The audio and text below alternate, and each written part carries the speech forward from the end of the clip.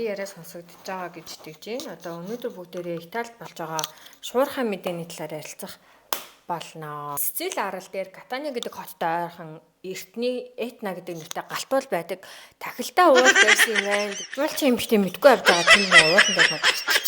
За нөгөө Этна уул чинь уурлаад эцэстээ одоо 7 сар дэлбэрч байна. Энэ асуудлаас болоод бүр ингээд хөл хорио тогтоогоо зарим хүмүүсийг нүүлгэн шилжүүлээд онцгой байдал зарласан байгаа.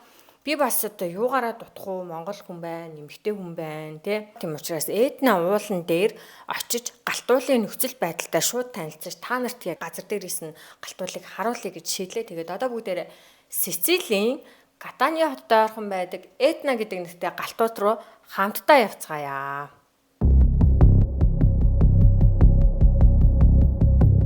За тоглосон юм аа манайхан. Сицил рүү нислэг хоригдсан байгаа. Тийм учраас явж чадахгүй нэ. Тоглосон. Би одоо дараа л үзүүлье. За одоо бүгдээр энэ Этна гэдэг нэртэй галтуултайгаа танилцах болно. Энэ галтуул бол Итали болон одоо Европ байгаа хамгийн том галтуул гэж явдаг. Дээрээс нь одоо сэрэнг буюу одоо идэвхтэй хിവэрэл байгаа учраас ерөнхийдөө бол хаяа нэг одоо 4 жилдээ нэг удаа юм эсвэл 2-3 жилдээ нэг удаа дахин идэвхжиж одоо аюултай нөхцөл байдал үүсэх эрсдэл гаргадаг. Гэхдээ бол эрдэмтэд болоод энэ ерөнхийдөө Италийн засгийн газар үзэж байгаагаар бол Этна сэрдэг. Гэхдээ бүр үнэхээр амар аюулын хэмжээнд бол тулж авчихгүй гэдэг зүйлийг байнга ярьж сануулдаг юм байна. За ингээд Этна галтуул бол Сицил арлын Катания хоттой ойрхон байрладаг 3357 метрийн өндөртэй. Этна галтуул ойролцоогоор 570 мянган жилийн настай. Хойд хэсгээрээ Азийн хавтан, өмнөд хэсгээрээ Африкийн хавтангийн хүчтэй түлхэлтээс үүссэн гэж эрдэмтэд үздэг юм байна. За ингээд Сицилийн зүүн ирэг дээр байршилтай энэ хэдэн өдрийн туршид галтуул идэвхтэй байгаа үеүүдэд бол ойролцоогоор 500 орчим хүнийг Этна галтуулын иргэн тойрноос нүүлгэн шилжүүлсэн. Ер нь уулыг байнга хянжид юм байна. Ер нь хяналт нь бол ерөөс зогсдоггүй. Одоогийн байдлаар хөл хорио тогтоосон, ойрхон очиж болохгүй, онцгой байдал зарласан байдалтай. Тэгээд хохирсон амнаасаа галзсан хүн бол гарч ирээгүй байгаа. Дээрээс нь одоо галтуулыг хяндаг юм мэрэгчлийн хэд хэдэн багууд ажилладаг. Онцгой тусгай багийнхан байнгын үзүүлэлт болон бүх хэмээг нь хянах үүрэгтэй. За энэ үзүүлэлт болон хяналтын юмнуудаар нь ямар мэдээлэл гарч иж байгаас хамаарат цаашдаа яг ямар тактикаар яаж ажиллах уу гэдгийг шийддэг юм байна. Хэрвээ нөхцөл байдал хүндрвэл яаралтай үед авах арга хэмжээ гэж одоо байдаг зохион байгуулалтын юм үе шатууд байдаг юм байна төлөвлөсөн. Тэгээд энэ үе шатуудынхаа дагуу ажиллаж байна гэж бол одоогийн байдлаар Катания хотын мэдээллийн хэрэгслүүдээр бол гарч байна. Катания хотод оршин суудаг хүмүүсийн талаар ярив. Энэ хүмүүс яг юу гэж ярьж байна. Тэгээд надад сонирхолтой санагдсан нэг зүйл ингээд хойшоогоо харангууд хойно галтуул дэлбэрж байгаа, урагшаага харангууд урд нь ингээд далай цэлээгээд байж байгаа гэхээр надад Катания аягүй сонирхолтой хот юм шиг санагдаад байгаа. Катания хотын гудамж талбай айлуудынх нь гэрийнх нь балкон болон ер нь ингээд зам нь тэр чигтээ хар өнгийн галтуулын үнс тэр тортгоор битүү дүүрэн болж байгаа.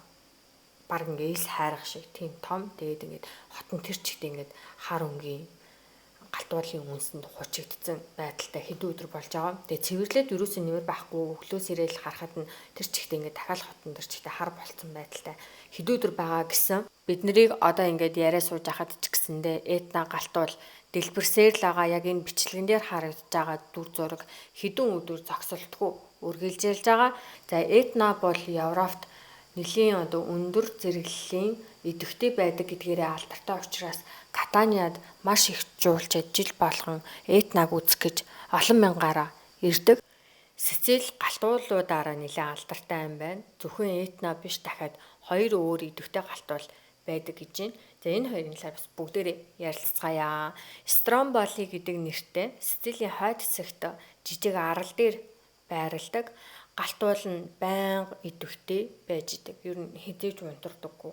За тийм учраас газар дундын тэнгисийн гэрэлт цамхаг гэдэг хочийг энэ арлан галтууланд өгсөн. Ер нь бол галтуул гэхдээ арал маш бага цөөн хэмжээний оршин суугчтай тэндний хүмүүс амьдарч идэг. Галтуул нь дээшээ ойрлож гараад доошоогоо урсаад далаа руугаа орж идэг. Тэгэхээр та нар энэ зурган дээрээс харуул бас ингээд далаа руугаа урсаад орж байгаа.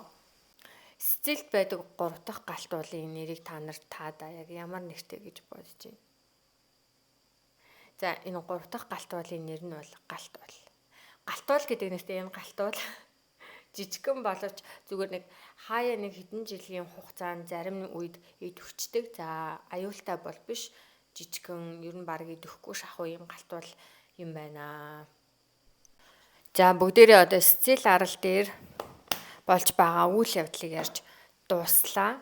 Этна гэдэг энэ галтуул бол одоо ингээд энэ хэд өдрийн туршид идэвхтэй хിവэрэл байна. За одоо өөр нэгэн зүйл дараагийн илүү олон сонирхолтой бичлэг хүлээж авмаар байвал суугаа яг одоо subscribe хийхээ битгий мартаарай. Хоёр дахь шуугаан тарьсан шуурхай мэдээгээ хүргэх гэж байна. Италид Эммануэла Орланди охины хэргийг хэд хоногийн өмнөөс онлайнд маш эрчимтэй ярьж эхэлсэн. Яагаад вэ гэхээр нэгэн эрэгтэй хүний 6 минутын бичлэг задарч энэ бичлэгэн дээр тэр эрэгтэй хүн Эма охины бүх нууцыг нь задлсан. Хэргийн бүх нууцыг задлсан. Ингээд бүгдээрээ эмчилгээний ярилцгай манай суугийг байнга сонсдог. Дээрээс нь Эммануэла охины хэрэг болон Ватиканы нууцуудыг сонсдог сонсогчид байвал анхаарлаа нааш нь хандуулаарай. Бид нар Эммануэла охины хэргийг ярьж байхдаа яг үнэхээр ямар шалтгаанаар яагаад хулгайсан юу тохиолдсон гэдгийг нь бол деталлуудыг нэрч чадаагүй. Яагаад вэ гэхээр нотлох баримтууд гарч ирээгүй учраас тэрийг бол яг хэрэгтнийг ярьж чадаагүй. Гэхдээ Ватикан бол үргэлж номер 1 сэжигтэн байсан. Энэ бичлэгэн дээр Али Акча гэдэг Туркийн мафийн гишүүн хүн. За энэ хүнийг бид нар бас Эма охины бичлэгэн дээр аль хэдийнэ ярьсан байгаа. Али Акча бол Ватиканы папыг буудаад шоронд ороод өршөөгдөөд шоронгоос гарч ирээд одоо эрх чөлөөтэй явж байгаа хүн.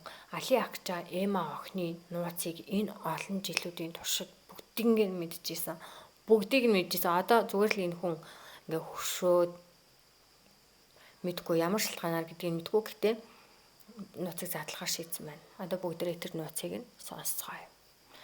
За ингээ Али Акча энэ бичлэгэн дээрээ хэлэхдээ Эммануэла охиныг Ватикан хулгайлсан. Энэ бол бүр 100%. Тэгэд Ватиканыг хулгайлах нь нууц төлөвлөгөө, нууц ажиллагаа нь байсан.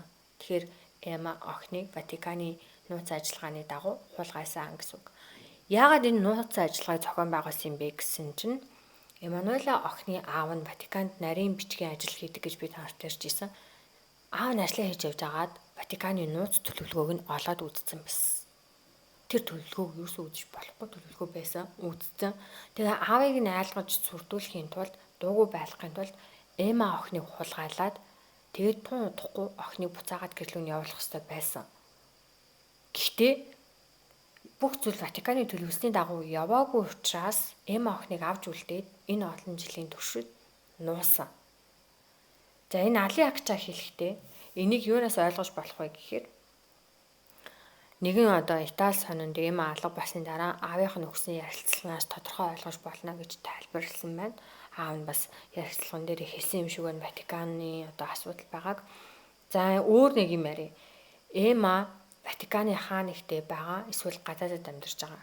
Гэхдээ өөр паспорттайгаар өөр хүний нэрээр ингээд хурамч бичиг баримттайгаар амьдарч байгаа. Эма болвол аль нэгэн засгийн газрын нууц одоо төлөвлөгөөний золиос болоод ингээд нуугдаж амьдарч байгаа. Хэрвээ үнэхээр амь насыг нь хороогоод Эма өгсөн бол Ватикан асуудалд орноо. За дээрээс нь амьдч бай, өгсөнч бай одоо энэ олон жилийн дараа Эмаг гэр бүлийнхэнд нь хүлээлгэж өгөөч гэдэг зүйлийг Али Акча Ватиканд хандаж хэлсэн. Дээрээс нь яг одоо Ватиканы папыг хийж байгаа Франческо гэдэг папад хандаж та энэ асуудал дээр гараа сунгаж одоо үнэхээр бурхны дуу хоолой болж ин Эма гэдэг охиныг гэр бүлт нь буцаагаач гэдэг зүйлийг ярьсан. Тэгэхээр одоо Ватиканаас Эмаг нэгч гинэ гэсэн үг одоо сулал одоо гарга явуул гэж байна. За ийм юм ярьж дууссан байна. Тэгээд энэ хүний ярианд бол би итгэж байна.